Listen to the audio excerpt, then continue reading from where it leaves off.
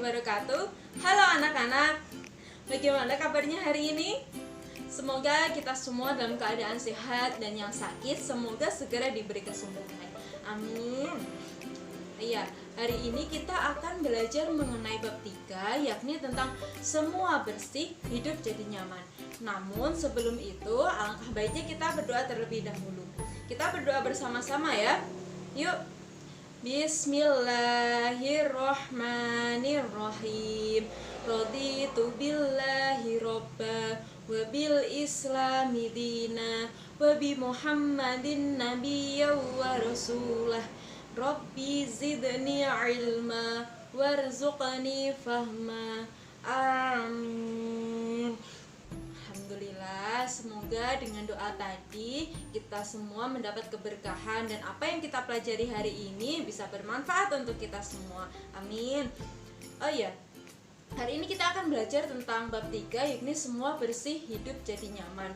Yakni kita akan belajar mengenai kebersihan, kesucian menurut Islam. Dalam agama Islam itu seperti apa?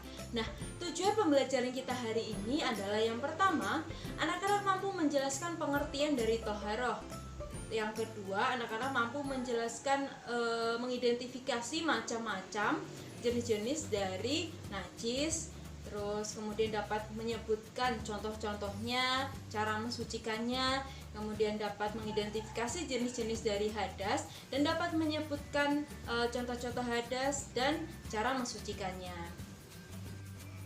Nah, sebelum kita memulai belajar, alangkah baiknya anak-anak persiapkan diri terlebih dahulu untuk menerima pelajaran kita hari ini. Siapkan buku tulis, ballpoint, catatan untuk mencatat materi yang penting pada hari ini. Nah, langsung saja kita masuk ke materinya. Nah, anak-anak, kalian pasti selalu berwudu sebelum salat. Itu tandanya kalian sudah menerapkan salah satu cara dari toharoh. Lalu toharoh itu apa sih? Toharoh itu artinya bersuci, yakni bersuci dari najis dan hadas yang menjadi sebab tidak sahnya ibadah seseorang. Apakah kalian sudah bisa membedakan antara najis dan hadas? Najis dan hadas itu sesuatu yang sangat berbeda. Najis adalah sesuatu atau kotoran yang menjadi sebab terhalangnya seseorang beribadah kepada Allah SWT. Sedangkan hadas adalah keadaan tidak suci seseorang yang menyebabkan seseorang itu tidak bisa salat, tawaf, wukuf, dan lain sebagainya. Nah, sebelum kita melakukan ibadah, alangkah baiknya kita toharoh terlebih dahulu. Kita mensucikan dari yang namanya najis dan hadas. Lalu apa saja yang perlu disucikan? Semuanya harus disucikan, yakni mau diri kita, tempat, pakaian, lingkungan kita, semuanya harus dalam keadaan suci sebelum kita beribadah kepada Allah. Selanjutnya, kita akan membahas lebih lanjut mengenai najis. Najis dibedakan menjadi 3 jenis, yakni najis mukhafafah, mutawasitoh, dan mukhladhoh. Najis mukhafafah adalah najis ringan yang cara menghilangkannya cukup dengan memercikkan atau mengusapkan air pada najis tersebut. Contoh najis mukhafafah ini seperti air kencing bayi laki-laki yang belum berusia 2 tahun dan belum makan apa-apa kecuali ASI. Najis mutawasitoh adalah najis tengah-tengah, tidak berat dan tidak ringan. Misalnya, air kencing, darah, nanah, kotoran manusia dan binatang, dan lain-lain. Najis ini ada 2 jenis, yakni hukmiyah dan ainiyah. Hukmiyah adalah najis yang diyakini adanya, tetapi tidak ada wujud, bau, dan rasanya. Misalnya, air kencing yang telah kering. Sedangkan najis ainiyah adalah najis yang bisa diketahui zat, rasa, dan baunya. Cara mensucikan najis mutawasitoh adalah dengan menghilangkan zat, warna, rasa, dan baunya jika ada dengan air yang suci dan mensucikan. Najis mukhladhoh adalah najis berat. Najis ini bersumber dari anjing dan babi, seperti air liur, darah, dan air kencingnya. Cara mensucikannya adalah membasuh najis tersebut sebanyak 7 kali menggunakan air, 1 kali diantaranya menggunakan air yang dicampur dengan tanah. Pembahasan selanjutnya adalah mengenai hadas. Hadas dibagi menjadi dua jenis, yakni hadas kecil dan hadas besar. Yang termasuk hadas kecil adalah keluarnya sesuatu dari dubur dan kobul, tidur, menyentuh kulit antara laki-laki dan perempuan yang bukan mahram, dan menyentuh kubul atau kemaluan dengan telapak tangan. Cara mensucikannya adalah dengan berwudu. Apabila tidak mampu berwudu, maka dengan bertayamum. Kemudian, yang termasuk hadas besar adalah haid, nifas, keluar mani, berhubungan suami istri, melahirkan, dan meninggal dunia. Cara mensucikannya adalah dengan mandi wajib, yakni membasahi seluruh tubuh dari ujung rambut sampai ujung kaki. Masalah hadas besar adalah sesuatu yang harus menjadi perhatian khusus, terlebih perempuan.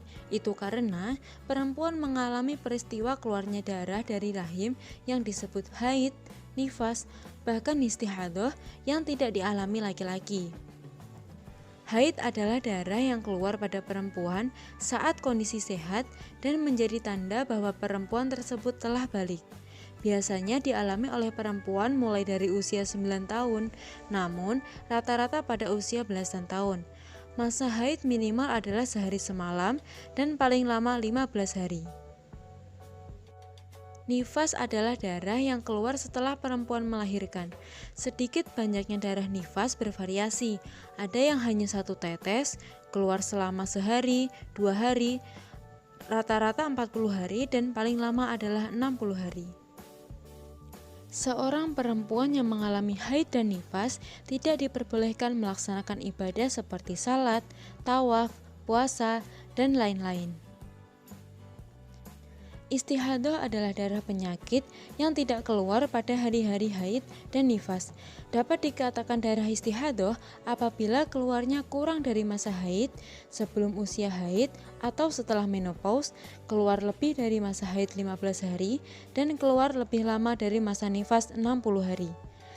Seseorang yang mengalami istihadah tetap wajib melaksanakan kewajiban ibadah seperti salat dan puasa. Cara bersuci dari darah istihadah adalah dengan membersihkan darah tersebut, memakai pembalut, kemudian berwudu. Nah, anak-anak, itu dia yang dapat kita pelajari pada hari ini. Ada 3 poin penting yang dapat kita ambil. Yang pertama tentang toharoh. Toharoh itu artinya bersuci, yakni bersuci dari najis dan hadas yang menjadi sebab tidak sahnya ibadah seseorang. Kemudian tadi kita belajar tentang najis. Najis adalah kotoran atau sesuatu yang menjadi sebab terhalangnya seseorang untuk beribadah kepada Allah. Kemudian kemudian tadi najis itu ada 3, yakni najis mukhafafah, mutawassithah, dan mukhalatah. Kemudian kita tadi juga belajar tentang hadas. Hadas adalah keadaan tidak suci seseorang yang menyebabkan ia tidak bisa salat, wukuf, tawaf, dan lain sebagainya. Hadas juga ada 2, yakni hadas kecil dan hadas besar. Nah, itu dia yang dapat kita pelajari pada hari ini. Semoga dapat dipahami dengan baik oleh anak-anak. Apabila ada yang perlu ditanyakan atau ada sesuatu yang mengganjal, silakan tanyakan di kolom komentar. Oh iya, untuk tugasnya silakan anak-anak merangkum yang sudah kita pelajari pada hari ini dengan sebaik mungkin, secantik mungkin yang dapat dipahami oleh anak-anak. Sebelum kita tutup pembelajaran pada hari ini, alangkah baiknya kita ucap hamdalah terlebih dahulu. Alhamdulillahirabbil alamin. Semoga yang kita pelajari hari ini dapat meresap dan dapat diaplikasikan dalam kehidupan sehari-hari. Nah, sekian dari Ibu. Apabila banyak kesalahannya, mohon maaf. Billahi taufiq wal hidayah. Wassalamualaikum warahmatullahi wabarakatuh.